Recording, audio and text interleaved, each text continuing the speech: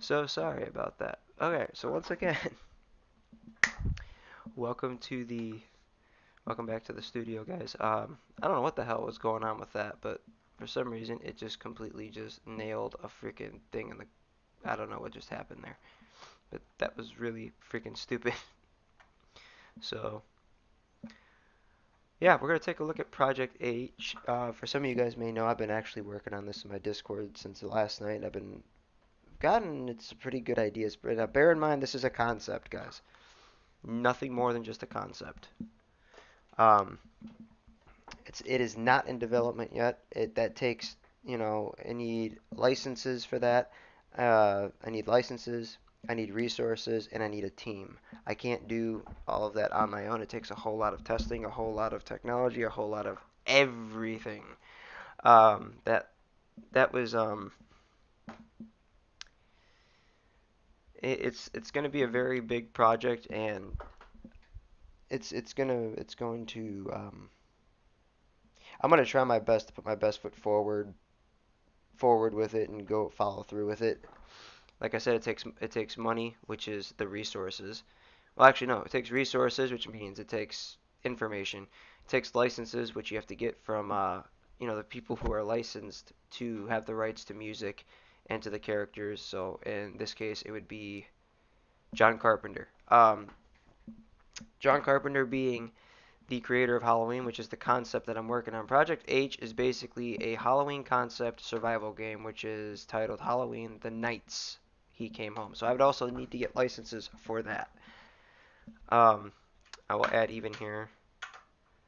I do not own rights to the title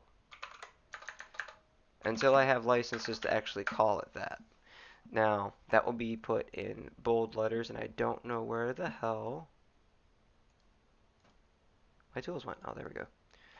So you take that, turn that into bold letters. So the concept that I have is it's kind of like well, not even similar to Friday the 13th, but it's the same concept, but a little bit better, and it gives you a little bit more leeway and a more flexibility on the outer rim of it. So for the most part, you kind of get 1, 2, 3, 4, 5, 6, 7, 8, 9 skins, which is very similar to Friday. You had 9 skins, which excluded the Savannah Jason, which was the creepy looking one. So you have the Halloween 1 version, which is the shape. It's the standard mask, standard Michael Myers mask, and then you have Ghost Myers, which is included, which would be included in the pack, which is the he has the when he's walking around with the sheet over his head in the first film, you kind of see him wearing a sheet with the glasses. It's kind of funny. That was like the only gag of the whole movie. The only thing that made the movie funny was that little ghost thing right there. Then you have H2, which is the shape version 2, which was called the Sandman mask. Yep, I did well, then again, I know everything, pretty much everything and anything about the Halloween franchise. I don't even have to do any sort of search. That one will also include a skin that will give you the Blood Tears mask, which is when he got shot in the eyeballs and he was bleeding. Kind of looked like he was crying like a bitch. H4 mask, which is the William Shatner Volume 4, which would include the HX. Now, the HX, nobody knows what that mask is called. That's the bandage mask that you see in the beginning of the fourth film when he's all bandaged up and after being burned 10 years prior to that. So that will be an included skin there. That would be included in the concept. H5 is the Shanks shape mask, which is Don Shanks was the very first Michael Myers to actually be above 6 feet tall. So he had a very special mask made, and the mask was kind of weird because it had like the hair was slicked back and it had a weird figure to it, and it wasn't really shaped like the rest of them. So it was different. No additives were added, which means actually, you know what? We'll add a weapon to that. Why not? Farming scythe. He did use that. And there goes the lowercase. Fuck you. I'll put that all in capital letters. Why not?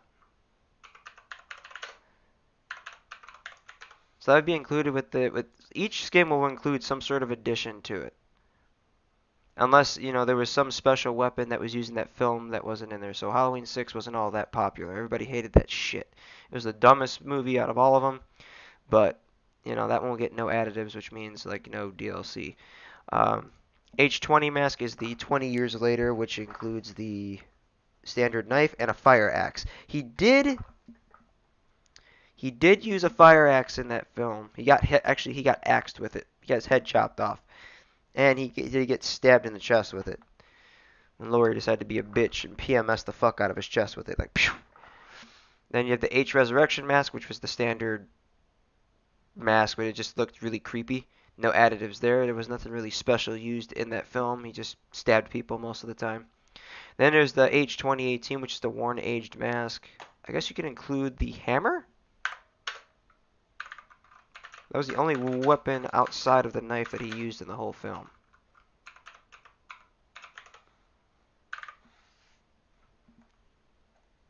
So then you get that. That's the skin portion of the concept. Maps. You have original Hadonfield 1978. So you wouldn't get the entire map. That would take all freaking day. Now the concept of it is pretty. I'm going ahead of myself there. Stay. Bad page. Stay in maps. There we go. You'll get like a good chunk of it to where you have enough room to run and hide and stuff like that. It's gonna be. I would say about maybe a 50% portion of what you see in the. So they're gonna try and take what portions are filmed in the film. I'm assuming when everything is a go, they'll take visual points of each part and kind of just paste it over and then kind of turn it into a hologram, so to speak. That's basically how that will work. Then you have the Hadonfield Memorial Hospital from 1979, which is the hospital from the second film, which is pretty much you'll get that portion. So you get the hospital, the outside of the hospital, which is the shell, and then you'll have the parking lot. You'll have there is a boiler section or a power room where all the power supply is at. It has a big red thing on it. You see it in the second film when he kind of just pops out from that corner as he's chasing Laurie through the parking lot. So you got to have that. And then there's also the storeroom, which is in the back where that fat fuck got hit in the head with a hammer and got hammered in the head. Like, Mr. Garrett got smashed in the head with the hammer. So we're going to try and put that into that very small perspective there. Then you have the Hadonfield H4, which is in 1988, which is a different version of. Every version of Hadonfield's been different. It's been filmed in different locations: Ohio, Illinois, and I do believe another part of Illinois somewhere. And I do believe California. So, yeah, there's been a couple areas in which it's been filmed in. They've changed them all the time, so it's really one of those blah things. Then you have the H5 Hadonfield, which is from the 1989 film, which was a year after that. It would be the same as 4 with a few tweaks. That will include the Tower Farm map, which is where that Halloween party took place, which is the big old barn and shit. So you got this big barn, and there's like a house party, and then there's a big old cornfield. You kind of hide it with trees and shit. You kind of get all of that. H6, which is everybody's least favorite film, at least in my opinion. That will include the Hadonfield map itself, and then you'll have the Smiths Grove Sanitarium, which is kind of like what they would call a small portion of the map, but it's going to be a huge building. Plenty of rooms to hide and run and all that good stuff, and you'll find goodies laying around you could use to fight back with. And you kind of like pick and choose how you want to play. You want to survive, you'll hide the entire time. If you want to fight to survive fight to survive, then you're going to find weapons and fight back. Then you have the H2 Cypress Pond Road, which is in a small town of Illinois somewhere. It's basically just a map of basically an entire block with 5 houses on each side. So there's 10 houses in total, and I'm going to see if I could figure out a way to kind of advance that to make it a little bit bigger to where it's not so cluttered and it's not so easy for Michael to find you. Or whoever's playing Michael at that time to find you. So that's interesting to say the least. which will also include Hillcrest Academy, which is the school in which Lori basically changes her name and basically is running that school. That's a huge school. So that'll be a secondary portion that you can kind of pick and choose. You could do the Cypher's Pond or that. Same thing would apply to H6 or H5. So you can kind of pick and choose between the two and just kind of go from there. H-Res, which is Resurrection, was the Dangertainment House, which is also the Myers house. The Myers house was called the Dangertainment House because it was bought by Dangertainment, which hence Buster Rhymes, who was running that character he played. I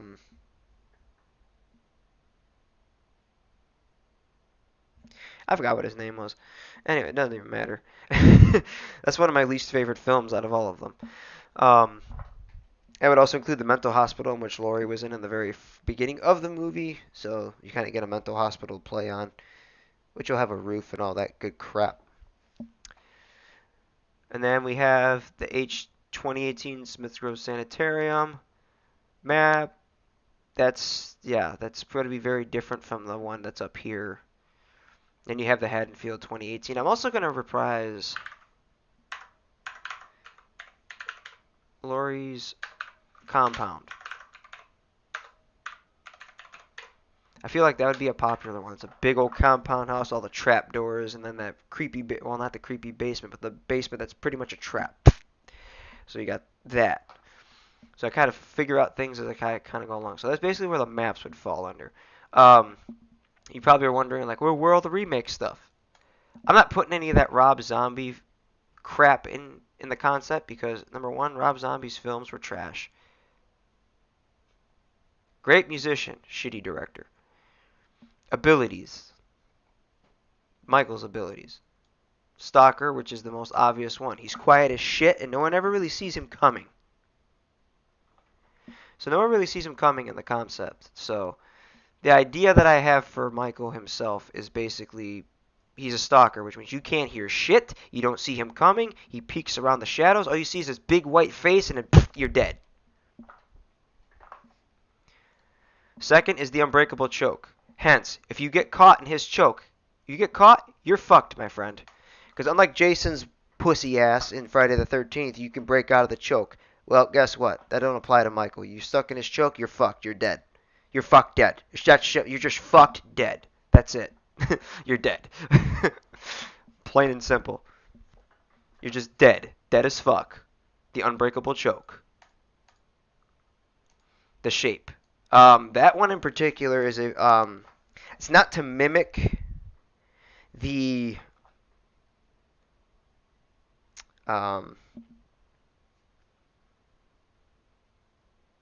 sense version of Friday the 13th, where you can kind of like sense where people are, but it's very different. How Michael basically tracks his victims is by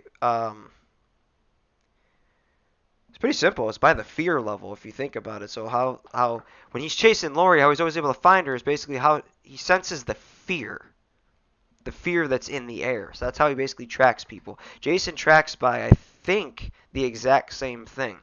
So I think when can't remember the director of Friday the 13th came up with the concept, it kind of just it pissed Carpenter off.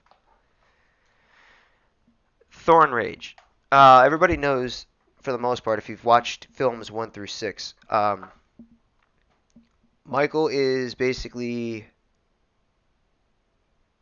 cursed by a ancient Celtic ruin, or a curse as you may called Thorn, which is basically, it's a, how do I put this in terms for people to understand it? The curse of Thorn basically is placed on a child by the cult leader, who at the time was the head of Smith's Grove Sanitarium. He was the director of the hospital. And that curse basically commands that the child to kill his entire family as a blood sacrifice to keep the cult alive. It also makes that child pretty much able to withstand serious injuries that would result in death for any normal human being. It then turns that child into pure evil. So, when you put that into perspective, not only is Michael one pissed off dude, he can't die. Until that curse is passed on to the next child of that tribe for said cult. So the only weakness he'll have is his vulnerability. Everybody knows how vulnerable he is. He gets shot, he falls down, he's down for about a minute and a half, and he sits back up, slits your throat, stabs you in the balls, whatever he does. Or puts you in that choke, puts his thumb through your forehead, all that good shit. Then there's Ghost. That's pretty much for a period of the time on the map. The concept being is, if he's on the map, you'll be able to see him, just like as if you were on Friday, you'll see these weird looking diamond things following that would indicate Jason's there. Michael would be indicated by the mask figure on the map. But when he's active in Ghost, it means you can't hear him, you can't see him. Which means you won't hear shit or see shit. If he gets you, he gets you. You're stuck. Or if he finds you, you better hope that you got a weapon to fight back with or somewhere to freaking hide. After being wounded, he'll have the ability to what they call regenerate. That's what the Curse of Thorn pretty much advocates, is the fact he gets the ability to regenerate. Concept. Meaning the game itself, what it'll be based on. The server will start with 10 players, one being the killer. There's no time limit. Friday the 13th has a 20-minute time limit. For anybody who didn't know, it was always 20 minutes. You had to basically either kill all 7 players or 20 minutes to survive Jason. There's no time limit here. I think it's a bullshit concept. If you need time to basically, if they're giving you 20 minutes to survive, it's basically putting a time clock on your life. I'm not about that life. Environmental kills. Everybody's fan favorite, but except this concept, pretty much every area or prop can be a weapon. You could pick up a big glass dildo and hit Michael right over the head with that shit. You could pick up a vase, throw it at him, whatever you can to slow him down while you make your getaway. You see a scalpel on the counter, you grab that bitch and you throw it. You see a hammer, throw it or swing it. Baseball bat, machete, don't matter. There's a weapon there, use it.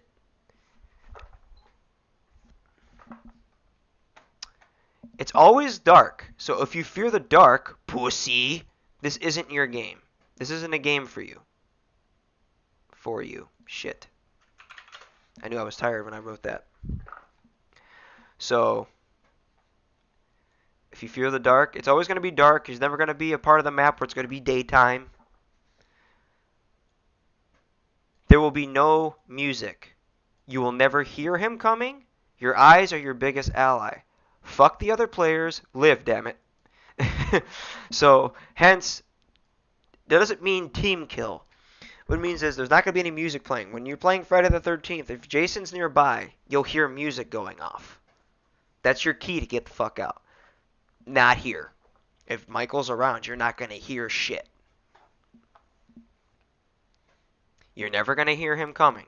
Your eyes will be your biggest ally. The most you will be able to see is the most you're going to be able to do is see him. That's it. You're not going to be able to hear him coming. You're not going to be able to do this. You're not going to be able to do that. Use your fucking eyes. And if other players are trying to get you to follow them, fuck that shit. Unless you know for a fact you can trust them, cool. Get in your little posse and survive the night. But other than that, fuck other players. Live. Fight the fuck back. Don't get stabbed or crushed or Hindu dotted. Now, that's the fighting back, which means, like I said, there's going to be weapons, pretty much anything you can use as a weapon against him. But he could pretty much use any, so if you're playing as Michael, any environment that you use, any environment around you as Michael, you could use to kill somebody. Same thing with the props. Just like a player could pick up a prop and smack him in the head with a dildo, if Michael wants to pick up a dildo and shove it down some dude's throat and kill him that way, he can do it that way. But fight back. If he's within range and you just want to give yourself more time to hide, fight back. Just don't get stabbed. Don't get crushed, because he has the ability to be crushed with his hands, man. And then, you know, in the 4th movie, he Hindu dotted that dude in the ambulance. He stuck his thumb through his forehead. Everybody will get a cell phone that starts at 10%. There's battery recharge stations, and I just fucked that up. Whoops. There'll be recharge stations. There's 3 recharge stations per map with unlimited charges. So that phone you're going to be able to use in the concept that's at the very bottom. We're going to run through that. You're going to be able to, as you're playing through the game and through the maps, you'll be able to discover the ancient history of Thorn, which is one way to stop Michael. You will have to perform the ritual. One player will have to say the magic word, Samhain, to stop him completely. 1-0. The match then ends. So basically you'll have to come up with how the Curse of Thorn ritual is performed, which will require stones. One player will actually have to find a pocket knife in which he will have to cut his own hand or his own flesh and draw the thorn symbol in his own blood. And pretty much before Michael grabs him, say the words Samhain. If you're lucky enough to survive the 10 minutes, you will gain the ability to call for help. Either Laurie Strode or Dr. Loomis will appear after a 1-minute cooldown period. So if a player dies, they will respawn as one of those 2. Depending on who you call, you'll get a choice on which one to call. That's when your phone pretty much kicks in and you'll be able to make that phone call. And that's where I kind of drop down to this little concept here at the bottom, which I haven't really gotten to, which I'm assuming at that point, you could also use the phone after you survive 20. So I'm kind of adding this in. After 20 minutes of survival, you have the ability to call the police.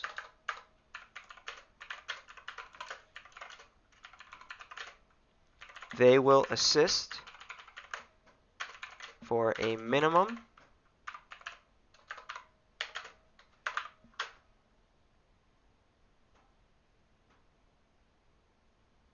It would apply to any map. So, yeah, Mike. So it would apply to pretty much any map. So basically, the concept that I have on this is, hold on, will assist for a minimum of, so the cops will assist for a minimum of 5 minutes. If you can't survive an unlimited amount of time before you can actually stop this dude, or actually,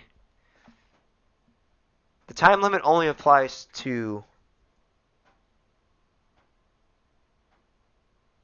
I would say a time limit would only apply to Michael. He would only have, we say we give Michael 30 minutes basically to find the other 9 victims. And then the victims pretty much they have to survive the 30 minutes. So there would have to be a time limit. Otherwise people would just be hiding the whole night. Actually, no. Eventually he'll just find them. There won't be a time limit. But they will only assist for 5 minutes. If you can't basically survive that, well, actually, no. The point is to survive, so there has to be a time limit. I'd say about 30 minutes.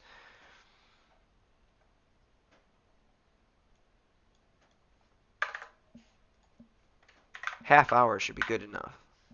At least that gives people the opportunity to actually survive. So the cops will survive. Friday the 13th, the cops were there till the match was over. You get 5 minutes and the cops split. They got other shit to do. I'll just put it that way. But it would also apply to the 2018 maps. It's applied to anything. That's basically the Thorn trilogy itself. That was the only way that they were able to stop Michael for a momentary thing until that old freaking dude, Win or whatever the fuck, fucked it up and basically snapped Michael out of it and let him go. So the next concept I would probably add in there, shit. I've been going through, oh, yes. Story mode to be added later.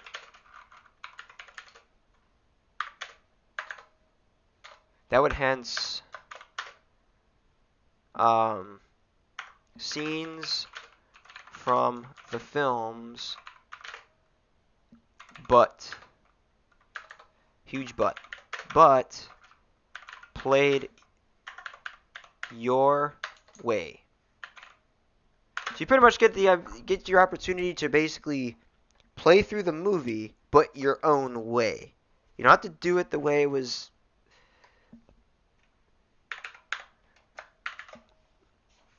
Played your way.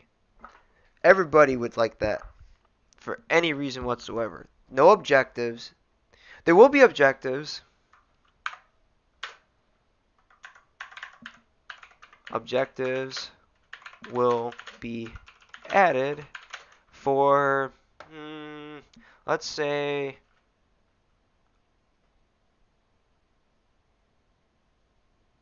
for XP points. So you want to complete the objectives for XP points, you can do that. We're not going to call them XP points. We're going to call them Thorn points. We're going to get creative with that. That's what we'll call them. Thorn points. You could be, well, okay. You're going to play through the scenes of the film. So you have films 1 through 2018. Each story mode version will consist of 5 different scenes from the films, but you can play those scenes out your way. So if you got that chick who basically was killed by Michael by drowning her in the second film, by drowning her in the therapy pool. If you don't want to kill her that way and you want to throw her through a plate glass window, throw her ass through a plate glass window. If you want to grab her ass and spike her in the face with the knife, spike her in the face with the knife. If you want to punch her through the chest, punch her through the chest.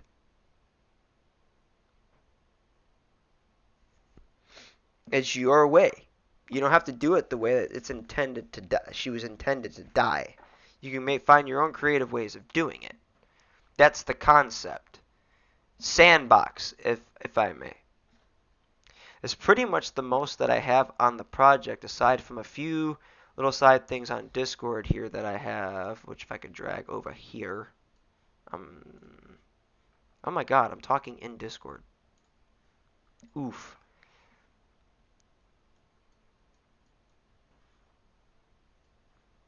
Here's some concept art. That's what the house would basically look like once it's pretty much put into digitization.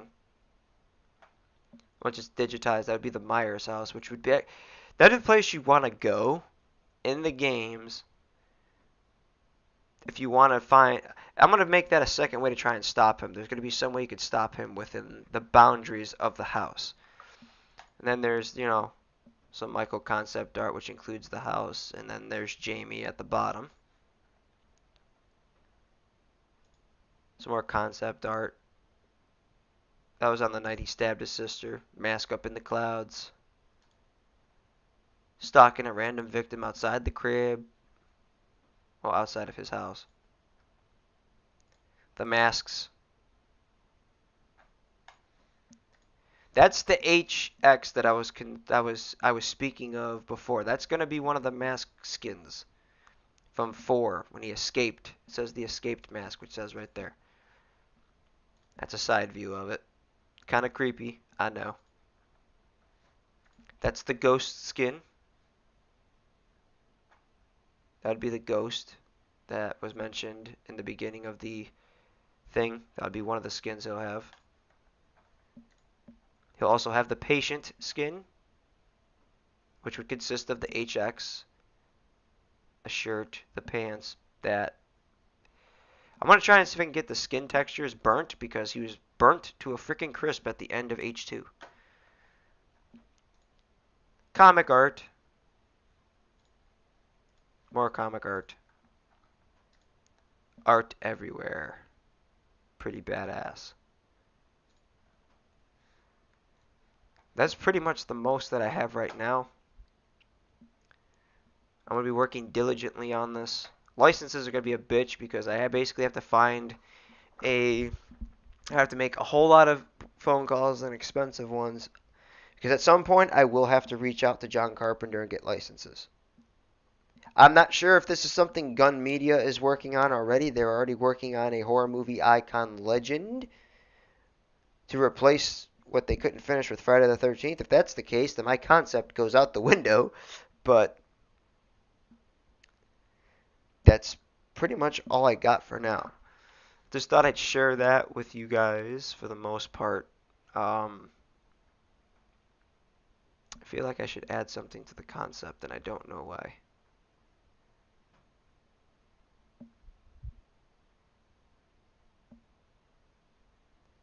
Oh God, no, not Child's Play. No, a Chucky game is retarded.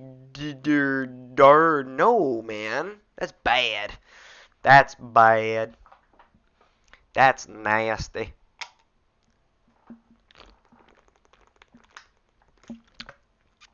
Running around playing as Chucky, man, that'd be weird.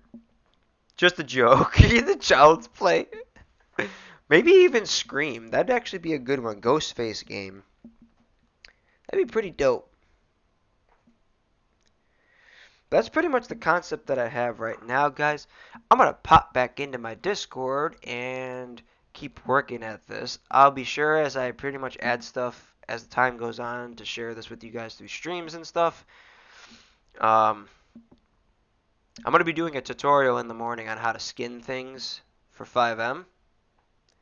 So I'm going to show you guys how to skin things and stuff like that. I learned the credit for the whole skinning goes to Bradders B Horseman Gaming. He showed me how to do that, and I'm going to pass that knowledge on to you guys from what I've learned from it. So, as a matter of fact, if I'm already doing this, I may as well just do that now. But nah, I want to keep working on this freaking manuscript. So, just pretty much showing you guys what I have so far. If I missed anything, I did not. I missed nothing. Oh, McDonald's is talking back at me. So, once I get some more insight on this, guys, I'll pretty much be showing you guys little pieces by pieces by pieces. Drop a like if you haven't already dropped one. Hit that subscribe button if you're new to the channel. In the description down below, you'll see exactly the concept of everything. Obviously, it's not even in development. It's just a concept at the moment. I need licenses and resources, and of course a team to do all of this. So, it's just something I'm doing on my spare time when I'm done, when I'm off of work and stuff. I went back to work a couple weeks back, so I've been back at work, busted my freaking ass. Getting home late as shit today because some asshole thought it'd be a good idea to spill soda bottles all over the damn trailer. So, fun, fun, fun. So I will see you guys in the next one, which will be in the morning, which is the tutorial that I'll be starting for. I'll be doing tutorial series on different things. I'm gonna take the Gaming Brothers request on that. They were actually asking about that when I was a guest on their show last Saturday when I was a guest on their chat stream. So I will see you guys later in the morning. I'm gonna hop back into Discord and keep working at this. You guys are awesome. Take care. Have a good night.